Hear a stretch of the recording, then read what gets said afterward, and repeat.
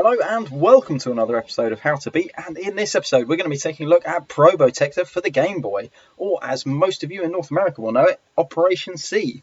Yes, this is a game in the Contra series, and for some reason the Contra series was rebranded as Probotector in Europe, and instead of the kind of Rambo rip-off that you got in the States, we got this kind of cool anime robots that you see on the front cover here. No idea why. If you happen to know why, I'd love to know, so drop it down in the comments below. This is a kind of run and gun action game and it is super fun, so without further ado, let's crack on and see if we can beat it. So this isn't a game that I actually owned or played at all when I was a kid. I didn't know anything about the Contra series. I'm not even sure whether the Contra series was that popular over here in the UK. So it's definitely one I came to as an adult kind of retro game collector, but I have to say it is definitely one of the best games on the Game Boy in my opinion. So the controls are dead simple in this game. I'll try and explain after I get to kind of a safe area. There we go. So now we, as with all Game Boy games, it's kind of two buttons and you can jump with the A button and then shoot with the B button. Luckily the shoot button is actually rapid fire, so you don't have to kind of keep mashing the button, you can just hold it down.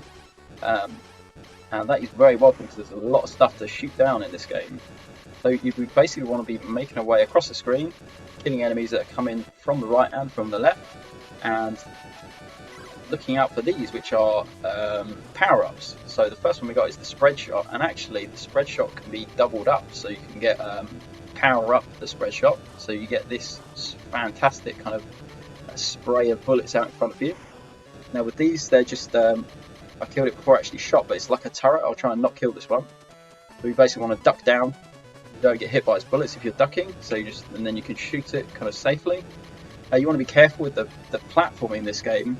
I wouldn't say it's like pixel perfect, but you really have to be close to the edge of the platform before you jump, because otherwise you will fall down the pit. If you fall down the pit, you lose a life, and you only get 3 lives and 2 continues, and then it's game over, and you're back to the start of the game. This game's got fantastic presentation in my opinion. I really love the recoil kind of animation on the main character as he's shooting. It really helps give like a good satisfaction to the action. So here we are. Now this is a different kind of upgrade, and in my opinion the best one in the game. It's kind of easy mode, to be honest, when you've got this weapon, because it's homing bullets and they will kind of just seek out enemies anywhere on the screen. So I really don't want to pick up any other power-ups. That's a flamethrower, I guess you'd say, which is a good weapon, but I'd much rather stick with the homing bullets for now. It's especially helpful on this level where you have these kind of boats that come up from the bottom of the screen. Oh, I accidentally picked up a spread shot there, but never mind, we will crack on regardless. But ideally you do want to be hanging on to that homing bullets for this stage, because it makes the boss much easier if you've got homing bullets. So again, just be careful with the platforming sections. I guess something that makes them a little bit trickier as well is this kind of isometric perspective. But just make sure you're kind of near the edge of the platform and you should be fine.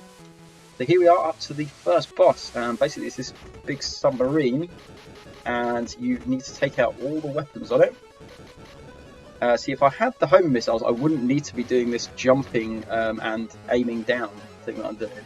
The homing missiles would kind of just do the work for me. So this makes it a little bit trickier.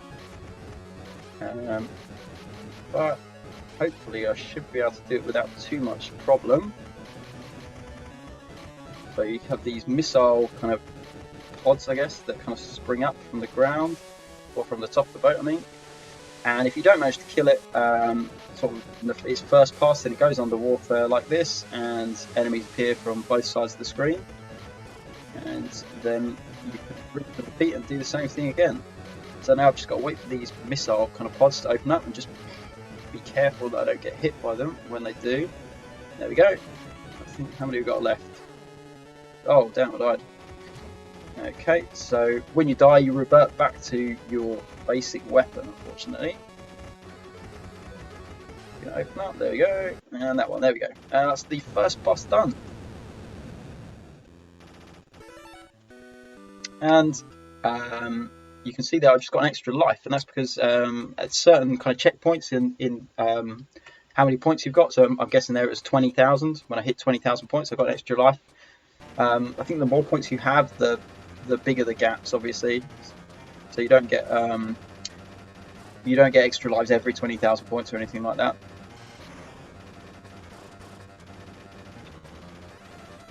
So you can see the action's kind of changed perspective now. We've got this overhead run and gun. I don't really know too much about Contra in general, to be honest. So I'm not sure whether this is a kind of common thing for the series. I've played a bit of the original NES version, but I'm not a huge fan of it. So if someone could let me know, I'd be interested to find out. But here with this kind of tank, I guess, you want to be just standing far enough back so that you can easily dodge the projectiles, give yourself the best chance of dodging the projectiles. Because your character doesn't move that fast, so it can be kind of hard to react to things like that. But you can see it kind of follows that same pattern where it kind of fires out, and it's three different shots in a kind of spread angle, and that's quite common in this stage. We're going to find that come up a lot. I'm going to pick up this flame weapon now. I do like this weapon a lot, and there's a later stage where it's really good. So here we are. We don't want to be standing in the range of that grenade. It's the main thing that often kills me. And then you just got to take out the turrets again and where the grenades come out of, and then it is destroyed. So we're making our way up. The enemies are just what's the word? Just keep spawning, basically. There is no end to them. So there's no point in standing there trying to kill everything if you don't really need to. Unless you find it fun, of course, which is really fun. That's a good enough reason as any, of course. So we want to keep making our way up, and I think there's another little mini boss coming up now. Another one of these tanks. So same again, we want to be standing as far back as possible, and then just worry more about dodging the bullets than hitting the enemy. And once you kill one, you can actually kind of stand to the side and kill the other gun. So there's some turrets here just to be careful of. I think it's good advice in this game just generally is to worry more about surviving than killing. I think I said that a lot in the Wizards and Warriors playthrough as well. But I guess it's kind of true, a bit of a golden rule in gaming, I guess. And we're about to come up to the second stage boss, which is another big tank. So here I'm going to take out this gun first. I should be able to take it out before it fires. And then same again with this one.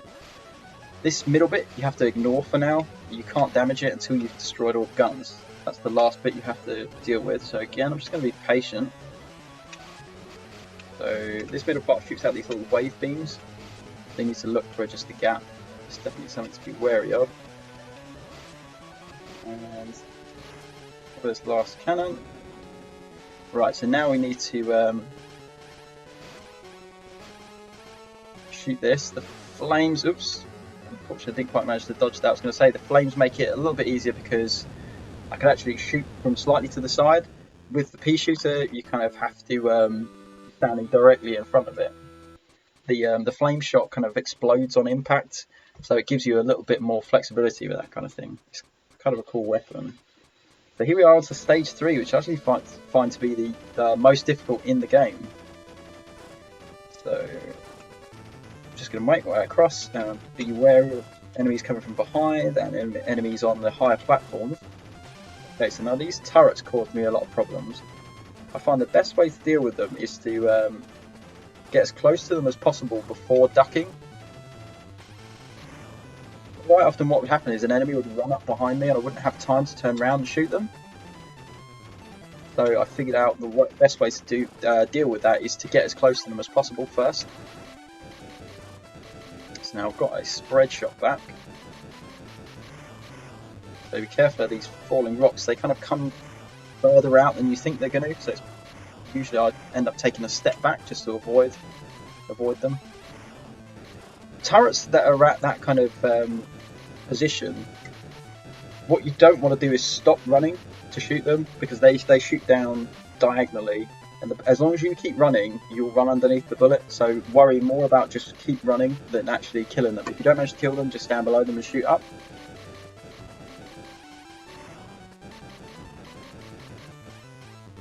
Yeah, unfortunately I died there, never mind. So just keep making them out. You can kind of do this quite quick. Oh, never mind. I was trying to get a bit hasty there and just push on, but it didn't work out in my favour. Never mind. I've got to concentrate now, so I don't really want to have to start the stage again.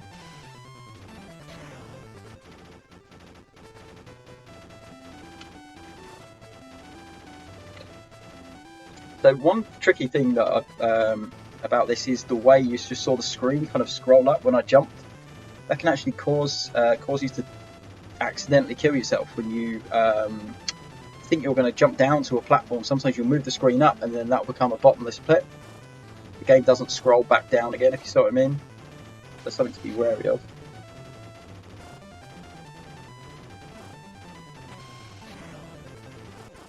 So I'm going to be a little bit quiet now just because I'm trying not to die. So I've kind of made life a little bit difficult for myself by losing too many lives now. But it's the same stuff as before. Okay, so this is like a mini boss. So I'm just going to be careful. There you go, simple as that basically. You want to stand to the right of the screen and kind of shoot up diagonally, run back, and just make sure you're shooting any projectiles that are coming towards you. The bit of the mini boss that kind of flew off is going to reappear later, as I'm sure you probably guessed.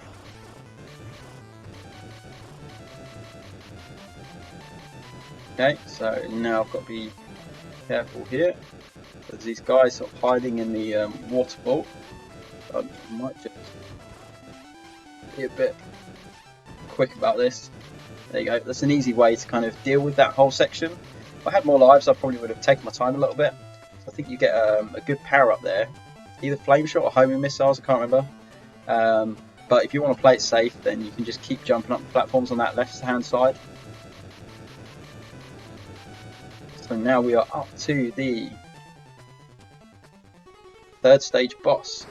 So what we want to do is jump up onto this platform. Unfortunately we can't damage the boss yet, and this bit is kind of tricky. There we go, we got lucky there. Sometimes he kind of angles the laser beam, but I got kind of lucky there. Right, so now this is the 2nd stage of the fight, where we just need to shoot up into his kind of the lowest part when he opens up the little I guess like mandibles or something, I guess, as he shoots those oh, so now he's going to go back into the main part. If you just stand to the side, then you won't get hit. You can't do any damage to him, but it's a nice safe place to stand, save you getting down and risking dying to the other guns at the bottom. And there we go, managed to defeat stage 3 boss. I'm not going to lie, that was a little bit touch and go there when I lost so many lives, because it's quite easy to lose a life on that boss there. Like I said, it was really a matter of chance as to whether he was going to shoot his laser beam out to the right or to the bottom. It's very easy to get hit by. But we're up to another kind of overhead run and gun. This is stage 4, and I really love this stage because it's very kind of Aliens inspired. Now, you see I just picked up the flame weapon, and that is by far the best weapon for this stage. Because one of the most prevalent kind of enemies in this stage is in these eggs. So you shoot the eggs and then you get these kind of face hugger rip-offs crawling out of them, and they come out in threes. Because of the explosion kind of effect on the flame shot, it's really easy to just kill them all in one go. So we just want to be dealing with all these kind of creepy crawlies and stuff as they're appearing on screen. Don't get too near the edges because they appear from the edges. So you might accidentally have one running through and you won't even know what hit you. So just take it nice and easy. See, now you get these barriers. You can see where they're going to come out of. They kind of poke out a little bit. And the trick to them is, once you've kind of got alongside them, or just past them even, they stop. So here, is it going to come out? No, okay, hang on. But basically the gist of it is, once you've kind of passed them, they stop activating. So you don't actually need to rush, you just need to get alongside them. So this one, okay, so take one step forward now, and it won't come out anymore. It's worth knowing, it's hard to explain why, but once you realise that, it makes it a little bit easier to deal with. So here, for instance, there's actually a secret power-up in this egg. So the best thing to do is to stop that barrier activating, and then open the egg, so then you can collect the power-up, because the power-ups do disappear if you leave them too long. So here again, what I want to do is, it's not like a timing thing where I've got to kind of rush over and then get through both barriers at once. You've just got to get alongside one and stop it moving. So here I've just got to get it alongside it, and it stops, and then I can safely move over to the other side and do the same again. But I think naturally when you first play this level, you assume you've got to kind of time it and run through the gaps. That's obviously not the case. So here we are to the 4th stage boss. I think it's my favourite looking boss, definitely. As I said, I think this is my favourite stage. At least in terms of like presentation, maybe not in terms of gameplay. I'm just a bit of a sucker for aliens. So the homing shot does make this boss a little bit easier than some of the other weapons. So you just want to be staying near the middle point, and because that will keep you safe from the lasers. And then you kind of don't really want to be standing in front of him for too long. You kind of want to walk back and forth, as I was there, and just take shots at him. If I didn't have the homing missiles, I would, as he's passing, I would be shooting up directly into his mouth, and then just walking away and shooting across to deal with the projectiles that shoot out of him. And just kind of rinse and repeat, just make sure you're staying in that kind of middle section, and then you won't get hit by the lasers. Now we're up to stage 5. Is actually the last stage. So you get proper face huggers in this one.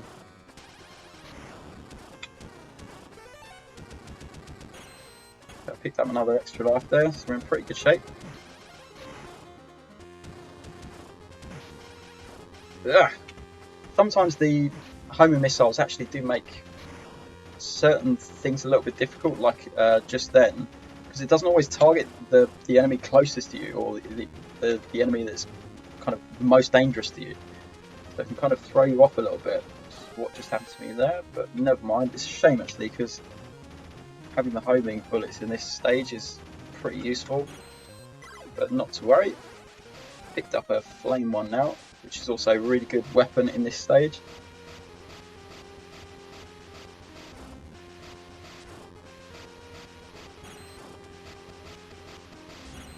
So just be careful of these face huggers as they're coming out here. I'm going to leave the spread shot. I think the flame's better than the spread. Okay.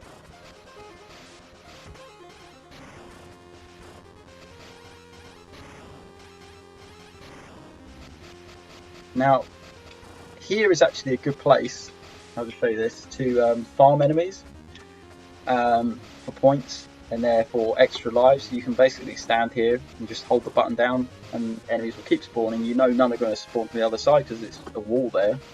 I'm not going to do it now obviously, but that's a good place if you want to kind of rack up a couple of lives. It does take a long time, especially if you've already had a few extra lives. So it's not, realistically you're not going to do it for too long. Okay, so here we want to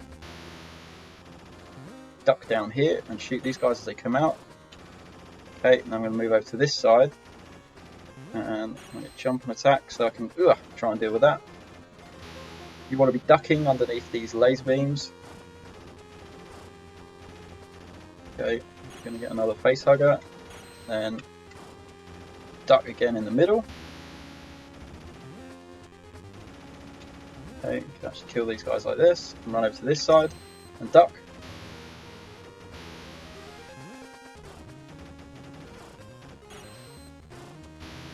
Keep ducking. Run to the middle, and duck. There we go. So there's that last one to deal with, which is a little bit trickier. Okay, so annoyingly I've got to the last part now with only, well, with no lives in hand and no power-ups. So this is going to be tricky, but not impossible. I'm making my life difficult in this playthrough, I tell you. Okay, so deal with these. If I had a better weapon, I'd be standing underneath those. If you've got spread, it's kind of easier to deal with those projectiles as they're in front of you, and then you can go and just stand directly below the openings and just shoot straight up. Didn't have that luxury, unfortunately. So now I've got to really concentrate on this last boss. Okay, so first thing I'm going to do is run to the right. Jump.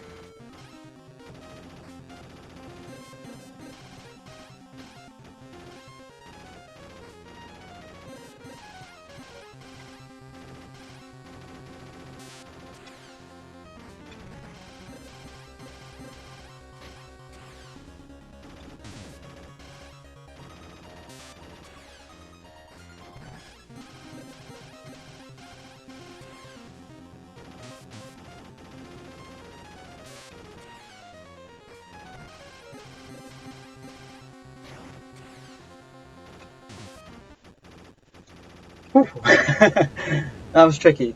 Right, so I hope you saw that pattern. I'm sorry I couldn't talk over it. But you can see he basically has two attack patterns. One is that he just fires the missiles from the edge of the screen, in which case you have to kind of watch to see only one of them will hit you if you're standing at the edge of the screen. It's either going to be the first or the last one, I think, or is the second and the last. But you can kind of see, you can tell. And so you just need to make sure you jump over that one, and then the rest of the time you can just be shooting him. Then you want to move to the other side of the screen, because he just switches sides. Then he switches to a different attack pattern like you saw, where he basically hovers in midair a little bit and fires out his kind of fists. As long as you're ducking, it won't hit you. So you just need to just duck, and they'll fly up and hit the top of the screen. Then he does the missile, so you just need to make sure you jump over the missile that's going to hit you, and then duck again, because they come back down. And as long as you do that, just keep rinse and repeat, you'll beat him. And like you see, I can do it even on one life. But, however, there is still a little bit more to do. And I have died here before.